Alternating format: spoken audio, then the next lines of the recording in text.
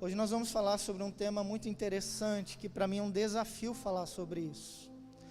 Nós já estamos anunciando há algum tempo que esse ano nós vamos estar ministrando sobre andando pelo Espírito Santo, e nós queremos viver isso, nós queremos estar realmente vendo o Espírito Santo agindo na vida da sua igreja. Queremos ver aquilo que aconteceu lá no Pentecostes, aquilo que aconteceu com a igreja primitiva, a palavra sendo esparramada, pessoas se convertendo, milagres acontecendo. Esse é o nosso desejo como igreja, e como pastores nós estamos ansiosos a ver isso acontecer no meio do seu povo, pessoas se rendendo a Jesus, que para mim é o maior milagre pode acontecer, é um pecador se arrependendo do seu pecado.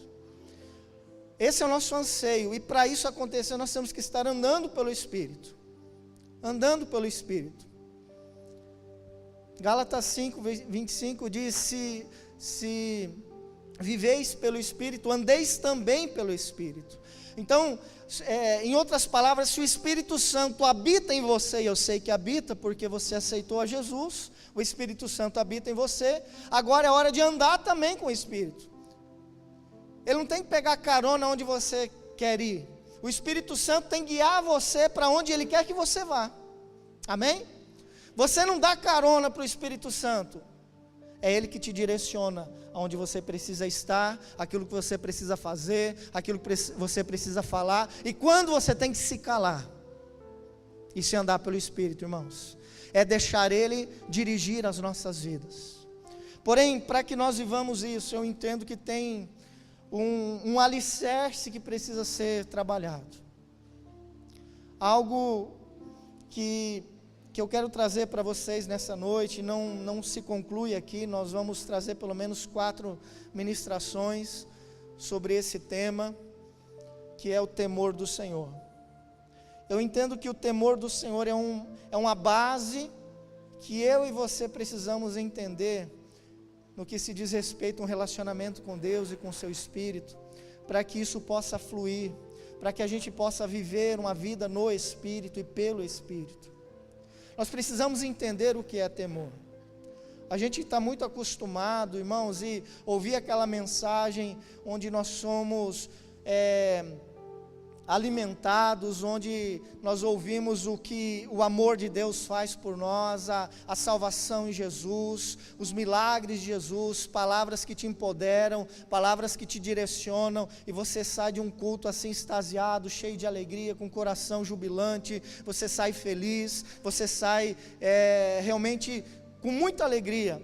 Esse é um culto maravilhoso, porém, eu creio que hoje a palavra ela não é nesse nível.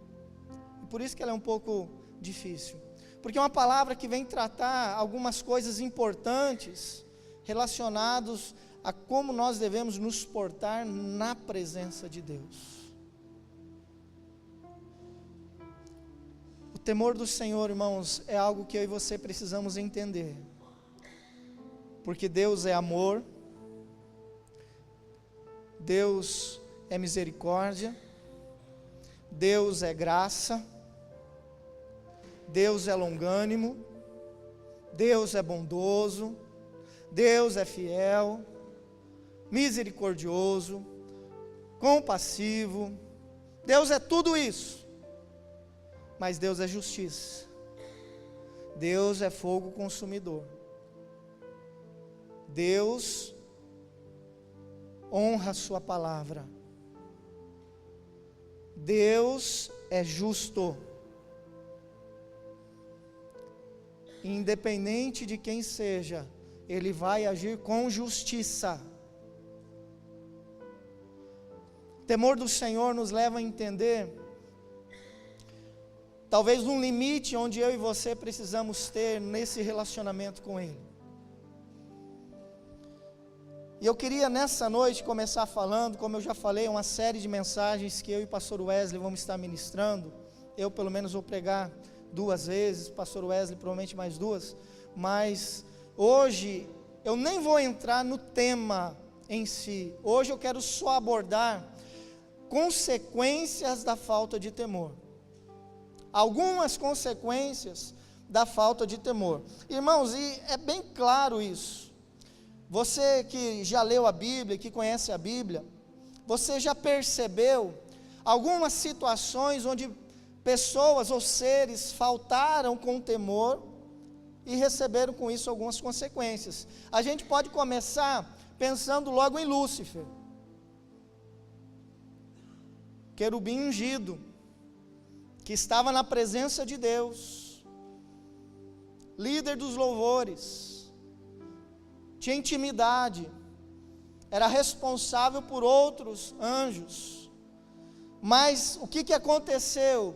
Faltou temor no coração de Lúcifer, e ele, mais 1/3 dos seus anjos foram expulsos dos céus. Está lá em Ezequiel 28, 12 a 18.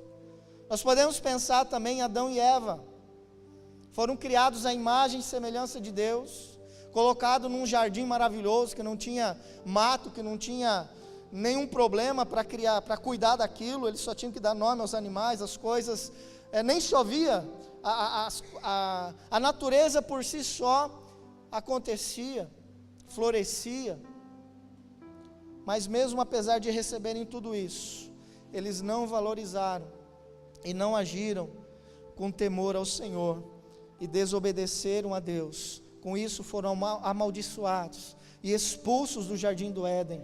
Gênesis 3. Seguindo um pouquinho mais, o filho deles, Caim, que matou o próprio irmão, não seguindo a orientação de Deus, atirar do seu coração aquilo que estava ruim, aquilo que estava mal, não agiu com temor ao Senhor, e também foi amaldiçoado, e ficou fugitivo sobre a terra. Gênesis 4, de 8 a 16. Avançando mais pela história, irmãos, nós vemos a nação de Israel, uma nação que conheceu um Deus que faz milagres, que tirou aquele povo do Egito com dezenas de milagres, e se não bastasse, durante o percurso deles no deserto, ainda assim, mostrando o senhorio, o poder deles, mas é um povo que se rebelou contra o Senhor várias e várias vezes. Não havia temor, principalmente naquele momento em que Moisés estava no monte, e eles então decidem fazer um bezerro de ouro para adoração. O pastor Wesley ministrou sobre isso há poucos dias, e isso levou com que muitos fossem mortos naquele dia. Está lá em Êxodo 32. Nós podemos falar sobre Nadab e Abiú, que ofereceram um fogo estranho na presença do Senhor, sem autorização, e por isso foram mortos. Levíticos 10, 1 a 7. Indo no Novo Testamento, nós temos Judas, discípulo de Jesus, caminhou com ele, esteve perto do Messias, ouviu as mesmas mensagens que todos os outros, mas ele decidiu no seu coração trair a confiança do mestre, não honrou, não houve temor no coração de Judas, e ele se suicidou. Mateus 26, 14 a 16. Podemos falar de Ananias e Safira, que ofereceram um valor mentiroso aos apóstolos, mentindo aos apóstolos e ao Espírito Santo, e por essa mentira, essa falta de temor, os dois morreram subitamente. Atos 5, de 1 a 11. Irmãos, existem centenas, talvez milhares de exemplos na palavra de Deus, de pessoas, de seres, de situações que não temeram a Deus e tiveram consequências terríveis. É muito importante você entender que a falta de temor traz inúmeras consequências negativas. O que eu quero dizer com você, que se nós não entendermos o que é o temor, se nós não agirmos com temor, eu e você, receberemos consequências negativas da nossa atitude de falta de reverência e temor. Essa noite eu quero apresentar 3 consequências dessa falta de temor, apenas 3. Não tem como abordar tudo, não tem como mergulharmos nisso, mas eu queria falar sobre 3 que está ligado diretamente à igreja do Senhor nos nossos dias, e que talvez você possa se identificar. E a minha oração nessa noite, irmãos, é que o Senhor fale com a palavra rema, que você não esteja olhando o pregador, que você não esteja olhando o Alessandro, que você possa estar atento à voz do Espírito Santo, que vai trazer direcionamento e orientação para a sua vida. Talvez eu possa me equivocar em textos, talvez eu possa falar palavras muitas vezes fora de contexto, mas eu quero que você receba aquilo que o Espírito Santo vai falar com você. Talvez a minha voz fale, então não olhe o exterior, olhe aquilo que Deus quer falar. Amém? Nós não temos muito tempo, então eu vou tentar passar essas 3 situações aqui. Em primeiro lugar, a falta de temor me leva a agir com irreverência na presença do Senhor. Irreverência. Essa é a primeira característica da falta de temor. Uma pessoa que não teme ao Senhor, ele é irreverente na presença dele. Ele não sabe se portar na presença dele. Ele não sabe se relacionar com ele. E quando nós falamos em irreverência, nós muitas vezes pensamos em atitudes apenas não apropriadas. É como se nós não estivéssemos vestidos adequadamente para um culto. Não é só isso. Não é só roupa. Você vai perceber que é muito mais profundo que isso. E eu quero tomar nota de 2 pessoas, irmãos, que durante boa parte das suas vidas, pelo menos 20 anos da vida deles, eles tiveram um contato com o Senhor, eles tiveram na casa deles a presença da arca, eles se familiarizaram com ele, Deus estava na casa de Abinadab, e Deus falava naquela casa, e prosperava naquela casa, e Abinadab tinha 2 filhos, Uzá e Aiô, 2 homens, que conheceram a arca, que estiveram perto dela, que viam ela, e que viam o poder de Deus se manifestando na família deles. Mas chega um momento em que Davi deseja levar a arca para Judá, na verdade para a casa de Abinadab, e eles colocaram na arca, em cima de uma carroça puxada por animais. Então Uzá e Aiô foram conduzindo essa carroça, mas chega um momento em que essa carroça chega na eira de Nacon, e havia um buraco ali, e os bois tropeçam naquele buraco, e a arca então começa a escorregar da carroça, lembrei do Anderson agora, começa a escorregar da carroça, e aí um deles, Uzá, estende a mão para segurar, e naquele momento, com boas intenções, com desejo de não ver a arca estragar, não ver ela quebrar, não ver as tábuas da lei serem expostas, o maná que estava ali dentro, o ramo de Jessé, ele decide segurar, e a consequência disso foi a morte. Ele morreu imediatamente. O texto, lá em 2 Samuel capítulo 6, versículo 7 diz: a ira do Senhor acendeu-se contra Uzá, por seu ato de irreverência, por isso Deus o feriu, e ele morreu ali mesmo, ao lado da arca de Deus. Há muito tempo eu pensava, meu Deus, o cara só tinha boas intenções, ele só queria segurar a arca para não cair, por que ele morre? Deus olha para a atitude daquele homem, e chama ela de irreverente. Ele agiu com irreverência. A arca estava pelo menos há 20 anos já na casa de Abinadab. Eles conheciam a palavra, eles sabiam que ninguém estava autorizado a tocar na arca, ninguém estava, mas eles não obedeceram, pelo menos um deles não obedeceu. Lá em Números 4:15 fala que não era para ninguém tocar nessa arca, não era para ninguém tocar lá. O dicionário fala que irreverência é ausência de reverência, falta de respeito e descaso. A desobediência dele foi descaso à ordem que já havia sido anunciada, a ordem que já havia sido dada lá em Números.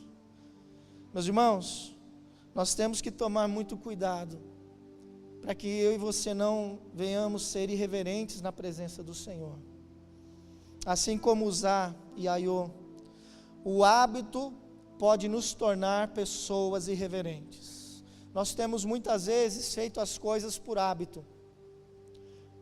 Nós vamos à igreja, nós vamos e participamos de uma célula, nós nos relacionamos com algumas pessoas apenas por hábito, e muitas vezes alguns até por obrigação. Acabamos perdendo o sentido porque fazemos. Nós chegamos aqui, irmãos, para um culto ao Senhor. Nós chegamos aqui e nós viemos aqui para adorar a Deus, não viemos? Então pensa bem comigo. Se você veio aqui para adorar a Deus, Jesus, o Senhor, é a figura principal. Ele é prioridade. A nossa atenção deve estar a Ele, deve ser dele.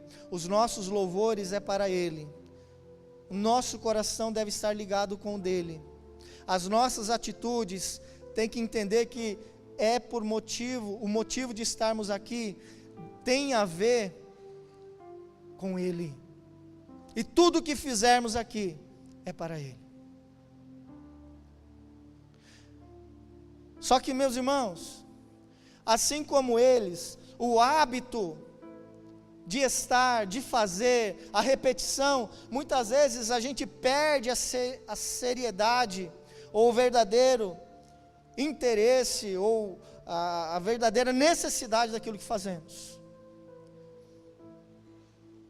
É aquele ditado que fala: quem que morre afogado? Quem sabe nadar. Por fazer várias vezes o descuido. Pessoa que se machuca no trabalho. Estava conversando com um irmão: pastor, me machuquei essa semana. O irmão que bateu a marreta no dedo. É algo que ele faz há tanto tempo, repetidamente. O excesso de confiança fez com que a marreta acertasse o lugar errado.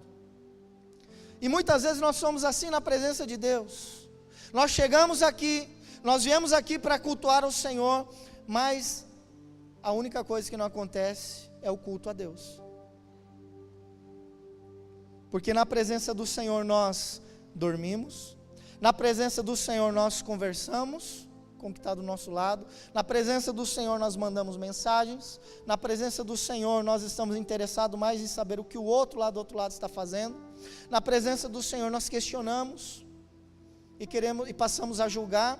E agora o culto não é mais para o Senhor, o culto é para mim, porque no momento que você senta aí e começa a questionar por que aquilo, você está se colocando como o objeto da adoração. As coisas deveriam estar dentro da sua vontade, encaixados com a sua forma de ver e pensar. Eu não gosto de músicas, eu não gosto de hinos, eu não gosto de corinho, eu não gosto disso. Mas, irmãos, você tem toda a razão de gostar ou não gostar. O momento em que nós estamos aqui, e as músicas que Deus ministrou no coração das pessoas que estão cantando, da equipe de louvor, é a música que você vai adorar a Deus. Não tem a ver com gosto, tem a ver com adoração. Adoração não tem a ver com gostar. Adoração tem a ver com doar, em compartilhar, em entregar. Você está entregando algo para Deus. Irmãos, quantas vezes eu fiz isso, de ter um olhar crítico: mas o pregador, eu acho que ele deveria fazer assim, assado, eu acho que a palavra dele deveria ser nesse sentido. Irmãos, quem que dá a palavra ao pregador? Quem? O Espírito Santo. A não ser que ele seja um falso profeta. É o Espírito Santo. É claro que o pregador, ele tem muitas vezes o jeito dele de falar. Mas isso não tira o poder do Espírito Santo sobre a vida dele. E aí você foca no pregador e não foca no espírito da palavra. Aí você absorve os erros do pregador, mas não recebe o poder da palavra de Deus sobre a sua vida. Você entende, Deus, como a falta de temor nos leva a perder muitas vezes? Nós deixamos de ganhar, nós deixamos de receber, nós deixamos de viver algo precioso. Aquilo que estou fazendo deixa de ser importante muitas vezes, apenas porque nós fazemos daquilo uma obrigação. Eu tenho que ir. Eu lembro que no período de escola eu detestava estudar, eu tinha que ir por obrigação, que os meus pais me obrigavam a fazer isso. Então se tornou uma rotina, e muitas vezes fazemos disso o culto. Quando não respeitamos a presença de Deus, a sua maravilhosa presença, abrimos concessão, e nós passamos agora a tolerar pecados em nós.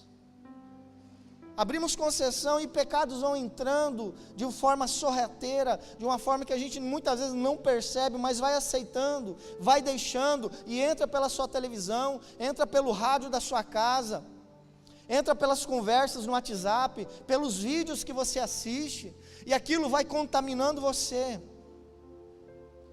Agimos com descaso ao Senhor, quando o Espírito está falando e não paramos para ouvi-lo.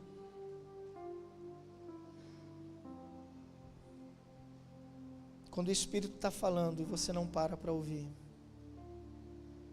você não ouve. É o fato de você orar e simplesmente não parar para ouvir o Espírito Santo. Quando você julga e critica o agir do Espírito Santo na vida de alguém, quando você se levanta e sai durante a palavra, ou conversa com alguém, se distrai com pessoas, com situações, você deixa de prestar atenção em Deus. Irmãos, nós não somos robôs. Uma criança correndo chama a nossa atenção, e criança corre, criança pula, criança cai, é da criança isso. Agora, nós temos que saber onde a nossa atenção tem que permanecer. Aonde está o nosso coração, ali estará o nosso tesouro. E se nós não colocarmos o nosso coração no Senhor, qualquer coisa nos distrai, qualquer situação tira o nosso foco, qualquer pessoa, qualquer situação acaba sendo mais importante do que Deus, e nós perdemos com isso. Em segundo lugar, a falta de temor me leva a agir com desprezo à correção de Deus. Lá em Jó capítulo 5, versículo 17, diz que feliz é aquele que Deus corrige. Em Deuteronômio 8, 5 diz: o nosso Deus nos corrige como um pai corrige o filho. Em Hebreus 12, 10 diz: Deus nos corrige para o nosso próprio bem. A correção do Senhor acontece com quem Ele ama. Deus está disposto a corrigir a sua igreja, para que ela cresça, para que ela amadureça, para que através desse relacionamento com o Pai, nós possamos atingir uma vida mais abundante no Senhor, alcançar níveis mais profundos de intimidade com Ele. É por isso que o Senhor nos corrige. O Senhor nos corrige para crescer. O Senhor disse que Ele poda a árvore para que ela possa produzir ramos novos, para que ela possa dar novos frutos. Então o Senhor vai podar você em alguns momentos, Ele vai corrigir você, para que você cresça. Nós não podemos desprezar o fato de que Deus corrige os seus filhos, não podemos desprezar. Se você ir lá para 1 Samuel capítulo 2, e olhar a história dos filhos de Eli, irmãos, esses dois rapazes foram tão terríveis naquilo que eles fizeram, que se você olhar esse mesmo versículo, 1 Samuel capítulo 2, versículo 12, e olhar ele em versões diferentes, você vai ver atribuições, características cada vez pior, se referindo a eles. 1 Samuel capítulo 2, versículo 12, nós vemos alguns atributos, algumas características dele. Lá na NVI, chama ele de ímpios. Na linguagem de hoje, diz que eles não prestavam. Na Bíblia Viva, fala que eles eram homens maus. Na Revista e Atualizada, chama eles de filhos de Belial. E na Almeida Atualizada, fala que eles eram homens malignos. Eu vou ler esse versículo, e até um pouquinho mais, para você entender a história, a partir do versículo 12. 1 Samuel capítulo 2, versículo 12 diz assim, em diante: os filhos do sacerdote Eli não prestavam e não se importavam com Deus, o Senhor. Eles não obedeciam aos regulamentos a respeito daquilo que os sacerdotes tinham o direito de exigir do povo. Eu não vou ler todo o texto, irmãos, mas o que esses homens faziam? Quando o povo de Israel ia lá no templo para oferecer os sacrifícios, eles tinham alguns garfos onde eles tiravam aquela comida, aquela carne que era para ser queimada e a gordura derretida lá no fogo para o Senhor. Eles pegavam as partes melhores para eles,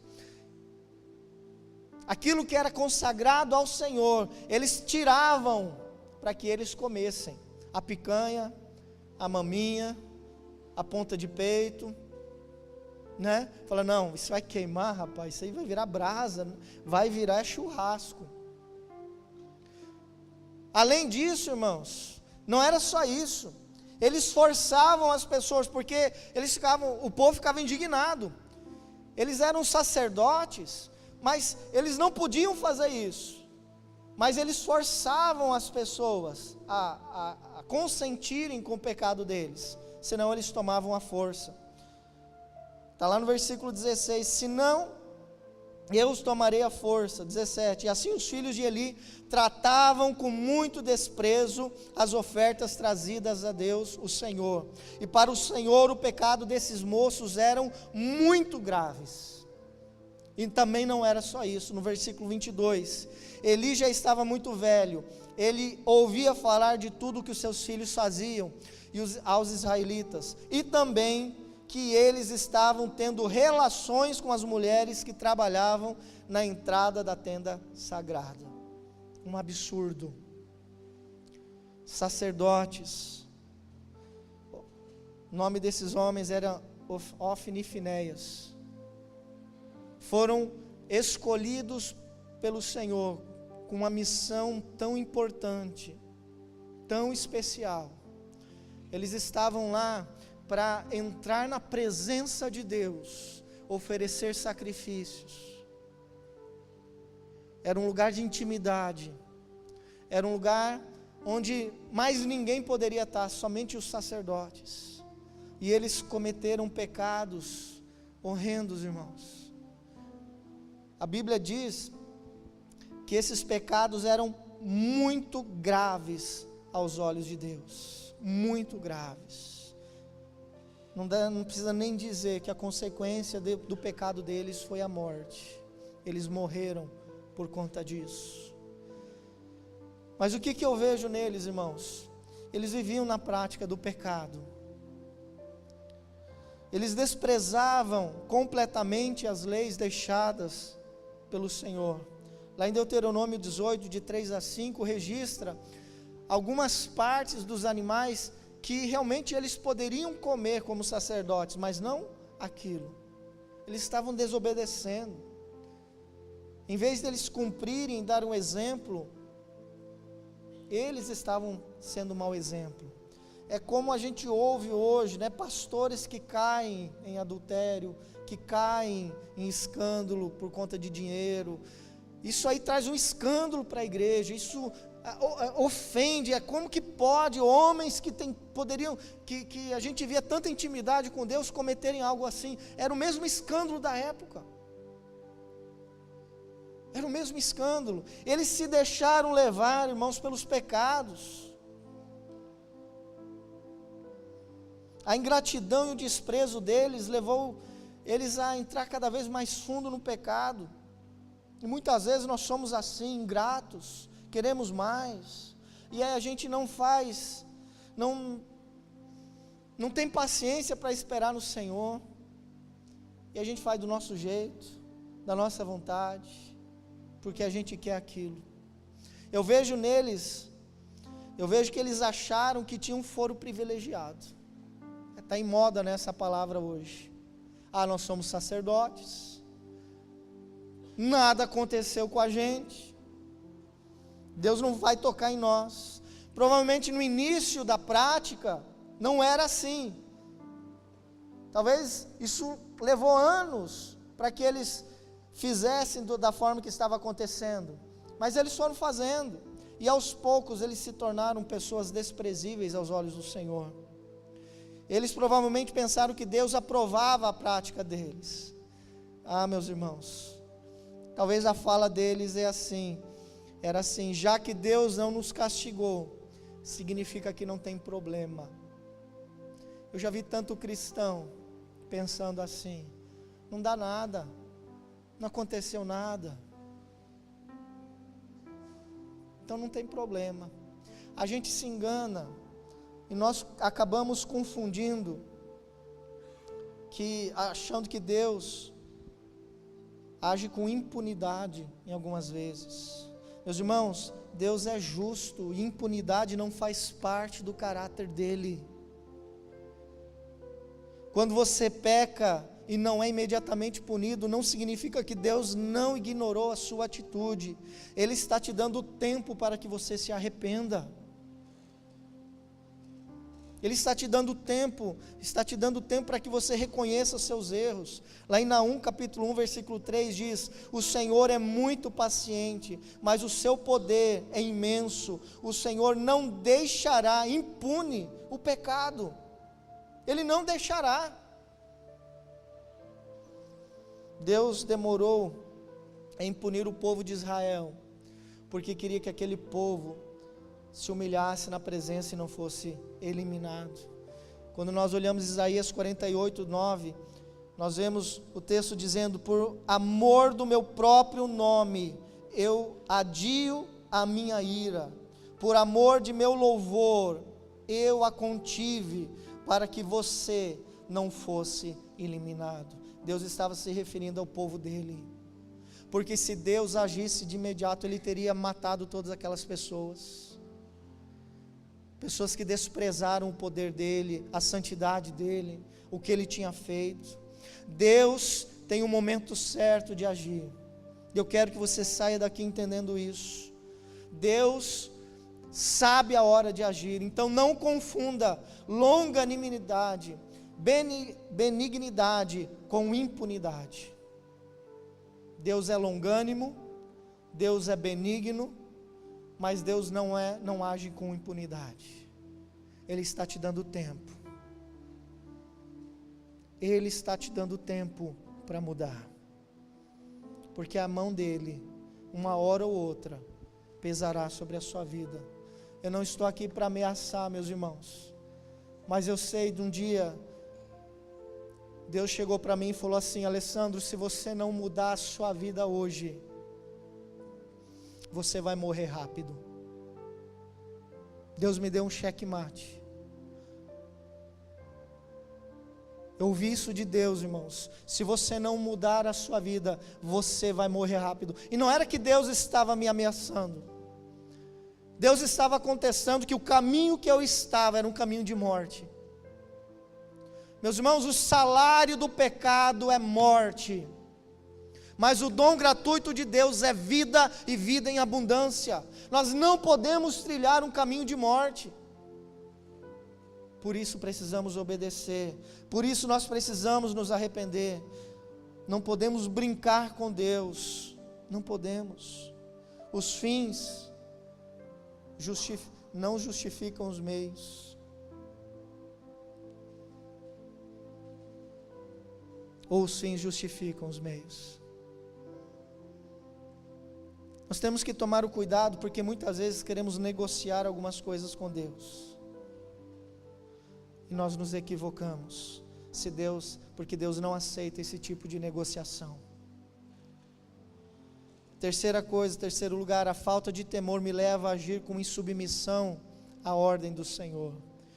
O dicionário diz que insubmissão é rebeldia, qualidade de quem não se submete, é desobediência, comportamento que denota insubordinação. E como militar, no tempo que eu fui, eu entendo muito bem isso. Insubordinação é você não aceitar a ordem de outrem. E eu lembro que no exército, irmãos, tinha alguns aspirantes que chegavam da academia, homens novos, seus 24, 25 anos, e se deparavam, aspirantes se deparavam com um cabo lá que tinha 40 anos, 45 anos, muito mais experiente, muito mais tempo vivido, e aqueles homens assim, cabos, um corpo grande, né, já calejado de tanto trabalho no quartel, já não tinha mais os TFM, os TAF em dia, prestando continência a aspirante, dizendo sim senhor, não senhor, obrigado senhor, sim senhor, eu vou agora senhor. Subordinação. Nós somos uma geração que não entende o que é isso, porque os filhos não respeitam nem seus pais, que dirá professor, que dirá autoridades. Nós vivemos no tempo da insubordinação, onde cada um busca o seu interesse, e não tem respeito pelo próximo, não valoriza o próximo. Insubordinação, irmãos, um exemplo que nós podemos trazer aqui de consequência também, o rei Saul, a sua incapacidade de se submeter à direção de Deus. Rei Saul recebeu direção clara de Deus, no momento lá em 1 Samuel capítulo 15, quando o Senhor orientou ele a ir à guerra com os amalequitas, e Deus deu uma ordem clara, para que ele exterminasse todas as pessoas, para que eles não poupassem ninguém, nem homens, nem mulheres, nem crianças, nem os animais. Está lá em 1 Samuel capítulo 15, versículo 3, Saul obedeceu. Versículo 9, 1 Samuel 15, 9, mas Saul e o exército pouparam Agag. Agag é o rei do povo amalequita, e o melhor das ovelhas e dos bois, dos bezerros gordos e os cordeiros. Pouparam tudo que era bom, mas tudo que era desprezível e inútil destruíram por completo. Saul obedeceu? Pastor, Saul obedeceu talvez 80%, porque ele matou as pessoas, ele matou as crianças, poupou só o rei, e também os animais, a maioria morreu, mas os bons sobreviveram. 80% de obediência relacionada a Deus é desobediência. Ele não obedeceu, irmãos. Pior que isso, ele tentou dizer para o Senhor, para o profeta, pagar uma na cabeça do profeta, dizendo: olha, nós deixamos vivos os animais, porque a nossa intenção é fazer sacrifício ao Senhor. Nós queremos sacrificar o nosso Deus, que deu a vitória. Irmãos, mentira. O interesse deles era nos animais. Ele queria comer aquelas ovelhas, ele queria tirar proveito da vitória. Ele pegou o despojo da vitória para ele. Deus não havia autorizado, não era para ele pegar. Foi o mesmo que aconteceu com o povo de Israel, quando lutou contra a cidade de Ai, uma cidade pequenininha, mas por terem desobedecido, acabaram perdendo a guerra. Desobediência. A metade de uma obediência é desobediência. Meus irmãos, Deus não cede perante essas propinas. E eu vejo as pessoas querendo fazer propina com Deus. Ah, Deus, eu estou fazendo isso, está errado, mas o Senhor conhece meu coração, né, Deus? O Senhor sabe como eu te amo.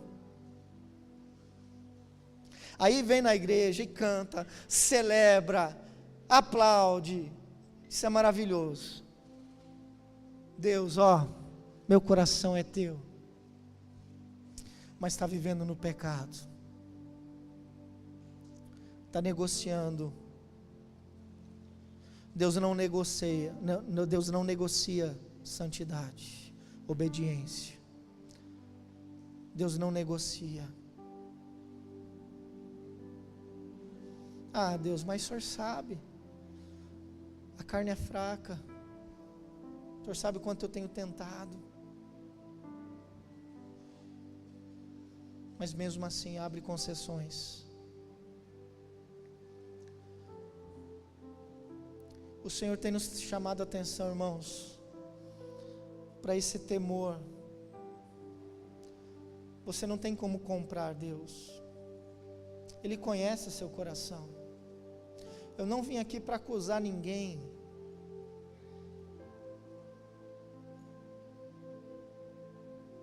eu tenho mais que tomar conta da minha vida. Cada um responde pela sua vida, você responde pelas suas atitudes. Eu não vim aqui para te acusar, eu venho aqui para te alertar e dizer que Deus conhece você. Realmente Ele sabe das suas limitações, Ele sabe do quanto você tem dificuldade, mas Ele sabe muitas vezes como você se entrega facilmente ao pecado, como você se deixa levar, como você se deixa corromper, como você se beneficia disso. Ele sabe, não tem como esconder isso de Deus. Isso tudo só é uma demonstração da nossa falta de temor. Na próxima ministração, se Deus quiser, eu quero trazer o que é temor, aí vai ficar mais claro. Hoje eu só quis trazer as consequências da falta de temor, e elas são consequências terríveis. Elas trazem perda, elas trazem destruição. Não abra concessão, não desonre o Deus que te salvou, não desonre a palavra do Senhor, não desonre o poderio de Deus e a presença do Espírito Santo sobre a sua vida.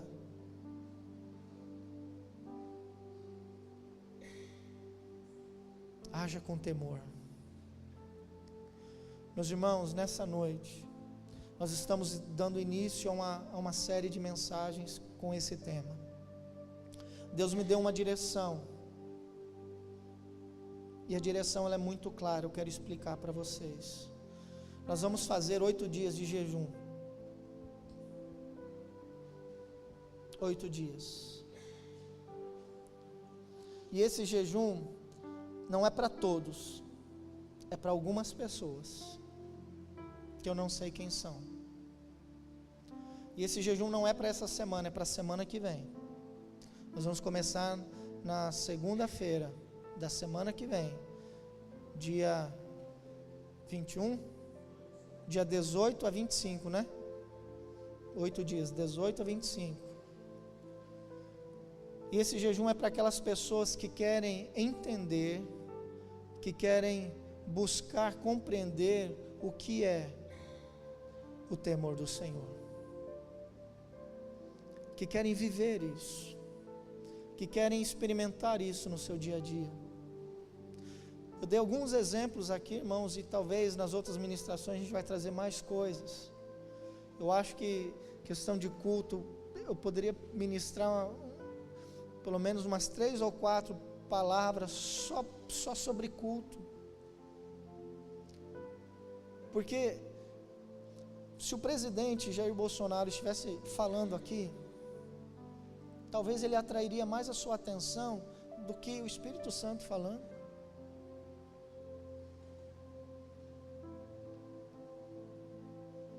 Falta temor no nosso coração.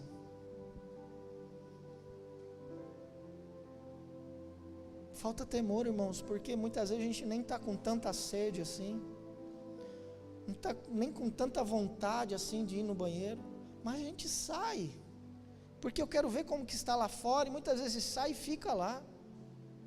conversando.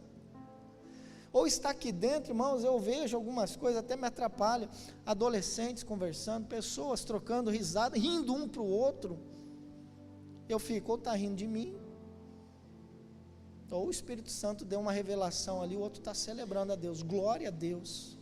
Eu prefiro crer que é essa segunda, né? O Espírito Santo está falando ali, o jovem falou, glória a Deus, abraça isso. Para que a gente viva uma vida no Espírito, nós precisamos entender o que é temor.